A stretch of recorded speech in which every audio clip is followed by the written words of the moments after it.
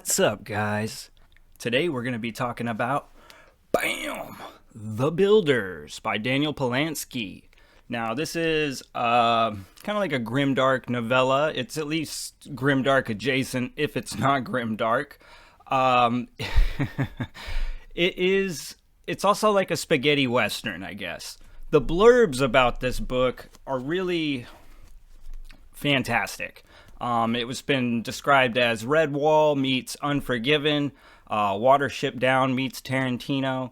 And after reading it, I would say that, a lot of times I shit on those blurbs, but these are pretty accurate. I mean, if I was going to toss my own in there, I would say this is like a rated R Ringo. The Builders is a getting the gang back together kind of story. It takes place in the Garden Kingdom, and all of our characters are animals. You're nothing but an animal. But I should say they're like anthropomorphic characters. The job is basically we're getting the old gang back together for a new job, but we're also settling old scores. We start out with the captain, who is a mouse with a big old scar down his face, missing an eye. Now the captain might be a mouse, but he's no little guy. He is, he's a man that's respected, and he's got like the word of command, like what the captain says, his word goes. And when we start out, it's really like, we start out with the captain in this bar, and this is basically going to be the meeting place for all of our, gang members to show up one by one kind of deal. Now, this is kind of where the Tarantino-esque feel comes in, because the setup of this whole part of the book is a very like back and forth in time kind of thing. So we'll pop back and forth with the captain as he approaches each new member of the gang. So essentially you'll get the storyline of each character. Then we'll kind of like fast forward to the future where they're entering the bar. So it's cool how it kind of jumps back and forth, and it does give that buddy gang feeling for sure. And it's cool as this is happening, because you kind of are getting to see those old relationships between the gang members. You can tell, like, it for being a very quick novella, it blew me away, the characters, of how like their relationships felt genuine, and it was really easy for me to invest in these characters even with this very short-lived story. Now, not all the characters are like balanced the same. I would say that some certainly outshine the others. I'm not going to go into all of them because it's such a short book. It's kind of cool to let some of those be a surprise. But I will say my personal favorite was Bonsoir, who is a stoat. And a stoat is basically, I didn't know this, but he's basically like a ermine or like a weasel. But you don't want to call Bonsoir a ermine or a weasel, because he's not. He is a stoat. He's also a Frenchman, and I'm pretty sure he's a pathological liar. But he is so much fun in this book. The pace of the book is fast. It could yes, it's a novella, but I'm just saying, like, the rate at which you like go from one thing to the next is amazingly fast enough to leave you behind. So I do think it's almost like the pace. It has almost a pacing issue of being too quick.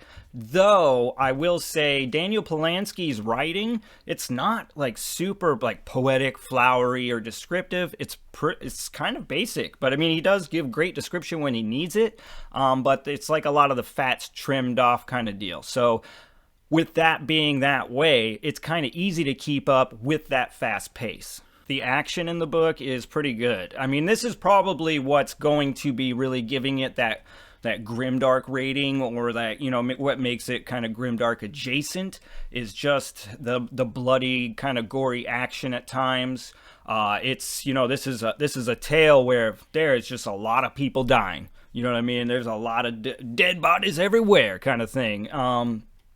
But there's some really cool shootouts and stuff like that in this book. I mean, one of the coolest things is, this is kind of a little spoiler, but whatever. I mean, I feel like this kind of makes you want to read the book, because there's a shootout where there's a badger who wears a body Gatling cannon, and it's like he's just taking out everybody. He's just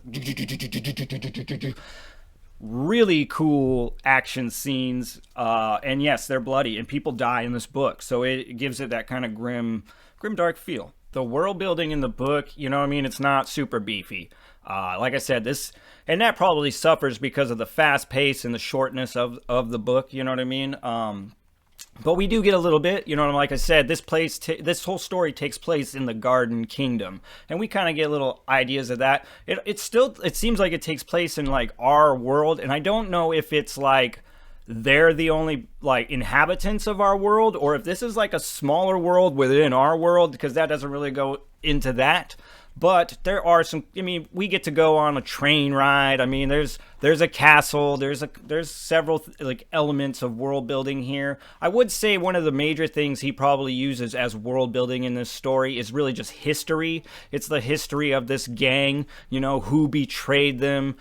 That's kind of, you know, I guess it's more story than it is world building, but I mean, that's what you get in this book. Another thing I want to touch on is just the ending in the book. I'm not going to explain it. I'm just saying that with the fast pace and the short, you know, page length, it does feel like you kind of get slammed into the ending. And I could also see where a lot of people could complain about the ending as well. Personally, I didn't mind it, and I think that it adds to that kind of dark, grim vibe. It certainly is not a happy ending. There are, you know, there's plenty of things that get resolved, I guess. But like I said, not a happy ending. And it is impressive though too, you know, the sad things in this book are, like I said, it's kind of impressive because this is so short, but for some reason you get attached to characters. And you know what I mean? With all the deaths in this book, it's like you're pretty much guaranteed to get your heart broken. But man, that's awesome. It's awesome that can be done in such a short amount of time. So I definitely applaud that. Another little nice touch, I guess, I just really like this about the book was, you know, the weapons that the characters have, them being animals, you know, they vary in size. And their weapons do with them. You know, I'm not going to go into like who's making these weapons, but it is kind of cool, you know, that like if, you know, the salamander's guns are going to be a lot smaller than the foxes or the badgers. So when he's using them on a bigger animal, it's kind of cool that it actually plays out that they're kind of inferior as well. You know what I mean? It's not like these little guns can't do the damage they need to be done to these bigger animals. And I felt like that was a nice little touch. You know what I mean? Because it could have been easily that these tiny little guns are just killing everybody. I thought it was just a nice little touch. Also, what really, really, really sold me on this book, though, was the cover. It's a Richard Anderson cover. And those have just, like I've been telling people, like Richard Anderson covers have become like Pokemon to me. I just got to catch them all.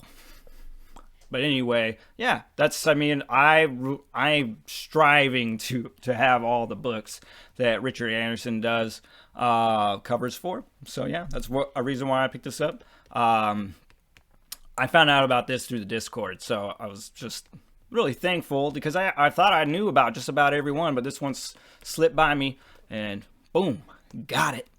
So my 2 cents for the slow and the struggling, man, this is read it. Just read it. I mean, even like I said, that fast pace, I don't think it's going to leave you too far in the dust. This is a very confined, tight story. Yeah, it's happening fast, but there's not so much going on that you lose track. I think you can keep up fine. Plus, I mean, realistically, if you had to go back and read anything, it would take you no time. This is something you can read in a day, even as a slow or struggling reader. It's just that easy. So, I mean, slow and the struggling, if you want to read something that's got a good dark vibe, but also has like camaraderie, maybe it has a sad or bittersweet ending, but it's also got lots of action. It's a spaghetti western, you know what I mean? If you're into that kind of stuff, yeah, I mean, this is worth your time because it's really no time at all. Now, as always, thanks for spending some time down here at the channel. And to Daniel Polansky, big old thumbs up, man. I'm like actually really excited to get into Lowtown now. I've heard from people that have read both that it's they're nothing alike. But either way, I'm just like, now I'm pretty stoked on continuing into Daniel Polansky's work. So, good on you, sir. Bam. All right, guys. Time to go. If you're new, please like and subscribe. It helps grow the channel, guys, and I could use your help. Yeah, as always. Peace.